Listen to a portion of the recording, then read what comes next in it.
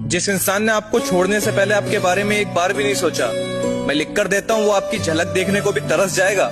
जिंदगी में उसे बहुत कुछ मिल सकता है, चाहने वाले मिल सकते हैं, घूमने फिरने वाले मिल सकते हैं, जिंदगी में लोगों को उसे अट्रैक्शन मिल सकता है, उसे पैसा भी मिल जाएगा, वो सारे शौक भी पूरे कर लेगा जो उसे करने हैं। लेकिन जिंदगी के एक मोड़ पर कहीं अकेले बैठकर वो ये बात जरूर सोचेगा कि सब कुछ होते हुए भी कोई ऐसा इंसान उसके साथ नहीं है जो उसे सच्चे दिल से चाहता हो, बिना किसी लालच के, बिना किसी मतलब के, जैसा आप उसे चाहते थे। जैसे आप उसकी केयर करते थे ना, वैसी केयर उसकी कोई कर नहीं सकता।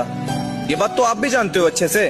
उसको उतना कोई प्यार नहीं कर सकता जैसे आपने किया है। ये मतलब भरी दुनिया है। आजकल कोई किसी के लिए जो भी करता है ना, वो एक मतलब से करता है। अगर कुछ मतलब पूरा ना हो तो वो किसी के लिए कुछ भी नहीं करता। हर चीज के पीछे एक दिखावा है। तो आपने जो भी उस इंसान के लिए किया है ना, उसकी वैल्यू उसे आपके जाने के बाद जरूर समझ में आएगी। जिस इंसान ने आपको